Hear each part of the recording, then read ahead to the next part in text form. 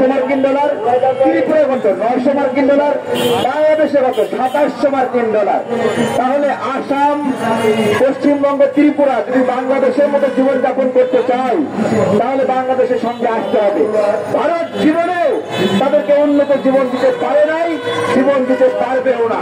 আমরা আপনাদেরকে আহ্বান জানাচ্ছি, আপনারা আমাদের সঙ্গে নিয়ে যান। যোগাযোগ ব্যবস্থা, অর্থনীতি, ইন্টারনেট সবকিছুতে ভালো হবে। দেখেন, একটা মোবাইল ইন্টারনেটের স্পিড ভারত আপনাদেরকে দিতে পারে না। বাংলাদেশের ট্রানজিট প্রয়োজন হচ্ছে, বাংলাদেশ দিচ্ছে না। বাংলাদেশ কেন দেবে না?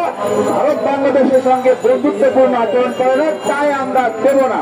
যতক্ষণ পর্যন্ত আমরা দেব না ততক্ষণ আসাম ভালো থাকবে না, ত্রিপুরা ভালো থাকবে না, পশ্চিমবঙ্গ ভালো থাকবে না। বাংলাদেশের ভিসা বন্ধ করে তারা হুমকি দেয়, বাংলাদেশে কয়েকদিন যায়নি তাতেই না খেয়ে থাকে। তাহলে পশ্চিমবঙ্গ আপনাদেরকে বলছে, আপনারা বারবার বিবেচনা করেন যে বাংলাদেশিরা ওখানে না গেলে আপনাদের খাওয়া হয় না, পেটে ভাত জোগে না। তাহলে আপনাদের বিবেচনায় এগুলো আসতে হবে।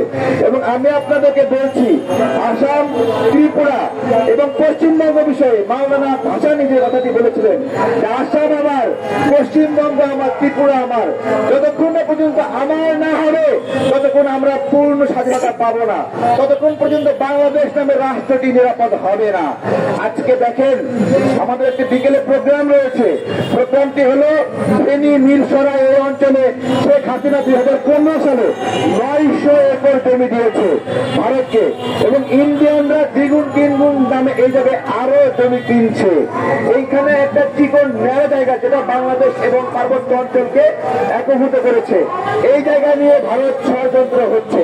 আপনাদের আহ্বান, বিকেলে 3:30 বাজে প্রোগ্রাম, সেই প্রোগ্রামে আপনারা অংশ নেবেন। এই অর্থনৈতিক জোনকে অবশ্যই বাতিল করতে হবে যেটা শেখ হাসিনা দিয়েছিল। কত বড় নিমক হারাম, বাংলাদেশের সবচেয়ে ঝুঁকিপূর্ণ জায়গাকে ভারত ইকোনমিক জোন করতে দিয়েছে। আপনি বলেন, এই যে চিকেনের কাছে ইন্ডিয়ার পঞ্চগড়ের পাশে, এইখানে ইন্ডিয়াকে আমাকে 10 বিঘা জমি দেবে? তাহলে ইন্ডিয়া এখানে দেবে না, শেখ হাসিনা কেন বাংলাদেশে এখানে ফেনীর এখানে জমি দিল? সেই বিষয়ে প্রতিবাদ, কথা বলতে হবে, চোখে চোখ রেখে কথা বলতে হবে। ভারতকে আর টাইম দেওয়ার টাইম নাই, সময় দেওয়ার সময় নাই। সবাই বলেন, সময় আছে? আমরা সময় দেব, এখন থেকে বরাবর হিসাব হবে এবং আমরা একটা করে ধরবো। ভারতকে দেওয়ার ট্রানজিট ফিরাই নিতে হবে। মংলা এবং চট্টগ্রাম বন্দর আমাদের নিরাপত্তা ঝুঁকি রয়েছে, আমরা ভারতকে আর দেব না। এখানে মংলা বন্দরে জায়গা পাওয়ার জন্য বারবার তড়িঘড়ি করছে ভারত। এইখানে ভুলে ইউনূস সরকার যদি দেওয়ার চেষ্টা করে, আমরা কিন্তু ইউনূস সরকারের বিরুদ্ধে লেগে যাবো। কথা হবে বাংলাদেশের জন্য, যে পক্ষে থাকবে সে বন্ধু, যে বিপক্ষে থাকবে সে কি শত্রু। ধন্যবাদ সবাইকে।